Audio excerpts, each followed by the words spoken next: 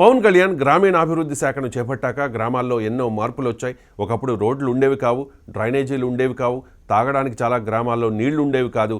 కానీ పవన్ కళ్యాణ్ చొరవతో గ్రామాల రూపురేఖలే మారిపోతూ ఉన్నాయి. మారుమూల గిరిజన గ్రామాల్లో కూడా అద్దాల్లాంటి రోడ్లు, మంచినీళ్లు, కరెంట్ ఇలా అన్ని రకాల మౌలిక సదుపాయాలను కల్పించారు. అభివృద్ధి అంటే కేవలం భవనాలు, రహదారులు మాత్రమే కాదు, ప్రజల జీవన ప్రమాణాలు మారాలి, పర్యావరణాన్ని కాపాడాలి, సమస్యలకు ఆలస్యం లేకుండా పరిష్కారం దొరకాలి అనే ఆలోచన కూటమి పాలనలో స్పష్టంగా కనిపిస్తోంది. 2025 సంవత్సరం పవన్ కళ్యాణ్ చొరవతో గ్రామీణ అభివృద్ధికి కీలక మలుపుగా మారిందని చెప్పుకోవచ్చు.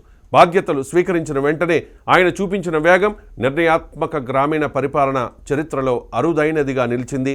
రాష్ట్ర వ్యాప్తంగా ఉన్న 13,326 గ్రామ పంచాయతీల్లో ఒకే రోజు గ్రామ సభలు నిర్వహించడం కేవలం ఒక కార్యక్రమం కాదు, ప్రజాస్వామ్యాన్ని పల్లెస్థాయికి తీసుకెళ్లే ప్రయత్నం.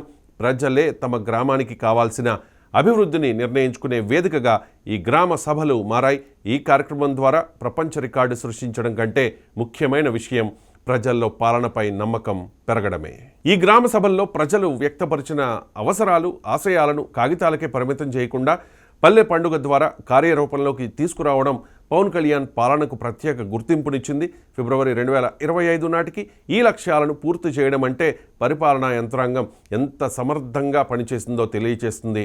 గ్రామీణ రహదారుల నిర్మాణం ద్వారా పల్లెలను పట్టణాలతో కలిపారు. 1000 కిలోమీటర్ల మేర వేసిన రహదారులు కేవలం ప్రయాణ సౌకర్యం మాత్రమే కాదు, రైతులకు మార్కెట్లను దగ్గర చేశాయి, గ్రామీణ ఆర్థిక వ్యవస్థకు కొత్త ఊపునిచ్చాయి. వ్యవసాయం, పశుపోషణ, గ్రామీణ జీవితానికి వెన్నెముక లాంటివి. ఈ అంశాన్ని దృష్టిలో ఉంచుకుని మినీ గోకులాల ఏర్పాటు, నీటి తొట్టెలు, ఫారం పాండ్స్ నిర్మాణం వంటి పనులు చేపట్టారు. వీటి వల్ల పశు సంపద పెరిగి రైతులకు అదనపు ఆదాయం వచ్చే అవకాశాలు ఏర్పడ్డాయి. ముఖ్యంగా నీటి సంరక్షణపై పెట్టిన దృష్టి భవిష్యత్ తరాలకు ఉపయోగపడేలా ఉంది. ఫారం పాయింట్స్ వల్ల వర్షపు నీటిని నిల్వ చేసుకుని భూగర్భ జలాలు పెరగడమే కాకుండా ఎండాకాలంలో కూడా సాగు నీటి కొరత కొంతవరకు తగ్గే పరిస్థితి ఏర్పడింది. గిరిజన గ్రామాల అభివృద్ధి విషయంలో గతంలో ఎన్నో హామీలు వినిపించినా అమల్లోకి రాలేదు అనే విమర్శలు ఉన్నాయి. ఈ నేపథ్యంలో అడవి తల్లి బాట కార్యక్రమం ఒక విశేషమైన ప్రయత్నంగా నిలుస్తోంది. అడవుల్లో, కొండ ప్రాంతాల్లో నివసించే గిరిజనులకు రహదారులు, తాగునీరు, విద్యుత్, ఆరోగ్య సదుపాయాలు అందించడమే లక్ష్యంగా ఈ కార్యక్రమం రూపుదిద్దుకుంది. రాష్ట్ర ప్రభుత్వ సహకారంతో 100 గ్రామాలకు రహదారి అనుసంధానం కల్పించడం ద్వారా మారుమూల గిరిశిఖర గ్రామాల్లో కూడా అభివృద్ధి వెలుగులు నింపారు పవన్ కళ్యాణ్. ఇది కేవలం మౌలిక సదుపాయాల కల్పన మాత్రమే కాదు, గిరిజనులను నాగరిక సమాజానికి చేరువ చేయాలన్న సంకల్పానికి ఒక నిదర్శనం.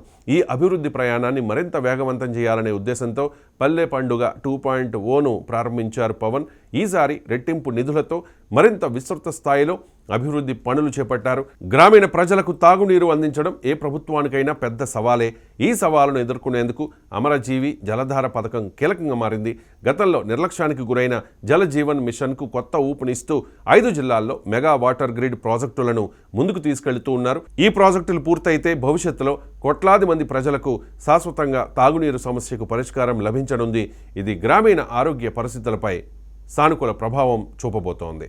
పారిశుద్ధ్యం అనేది అభివృద్ధిలో మరో కీలక అంశం.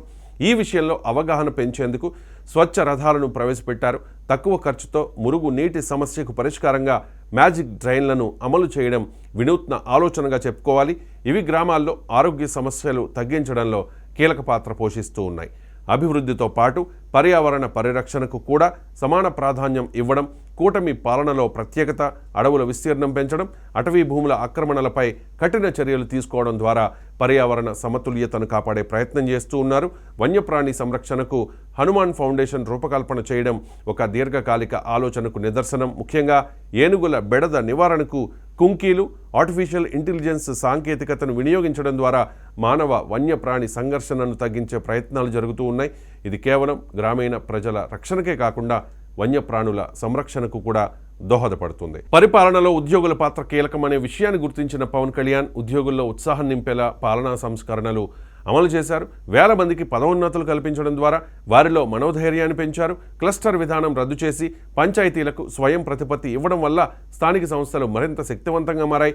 శిక్షణ, మౌలిక సదుపాయాలు కల్పించడం ద్వారా పంచాయతీ స్థాయి పరిపాలనను సమర్థవంతం చేశారు పవన్ కళ్యాణ్. ప్రజలతో నేరుగా మాట్లాడే మాటామంతి కార్యక్రమాలు ఈ పాలనకు కీలకంగా నిలుస్తూ ఉన్నాయి. గ్రామీణ ప్రజల సమస్యలను ప్రత్యక్షంగా విని గంటల్లోనే నిధులు మంజూరు చేయడం ద్వారా ప్రభుత్వం ప్రజల మధ్యనే ఉందనే భావన కలిగించారు. ఎన్నికల సమయంలో ఇచ్చిన హామీలకు కేవలం మాటల్లో కాదు పనుల్లో ప్రాణం పోసే ప్రయత్నం జరుగుతోంది. ప్రధానమంత్రి నరేంద్ర మోదీ నేతృత్వంలోని కేంద్ర ప్రభుత్వ సహకారం, చంద్రబాబు సారథ్యంలో కూటమి ప్రభుత్వ స్పష్టమైన సంకల్పం ఈ అభివృద్ధి ప్రయాణానికి బలంగా నిలుస్తోంది. కేంద్రం, రాష్ట్రం సమన్వయంతో అమలవుతోన్న పథకాలు గ్రామీణ ఆంధ్రప్రదేశ్ను కొత్త దిశగా తీసుకెళ్తూ ఉన్నాయి. మొత్తంగా చూస్తే గ్రామీణ ఆంధ్రప్రదేశ్ అభివృద్ధిలో సంస్కరణల పదం అభివృద్ధి రథంగా పవన్ కళ్యాణ్ పాలన ముందుకు సాగుతోంది. ఇది కేవలం ఒక ప్రభుత్వ విజయంగా మాత్రమే కాకుండా పల్లెల భవిష్యత్తును మార్చే పనిగా ప్రజలు భావించే స్థాయికి చేరుకుంటోంది. గ్రామీణ ప్రజల్లో పెరుగుతోన్న విశ్వాసమే కూటమి పాలనకు అతిపెద్ద బలమని చెప్పుకోవాలి.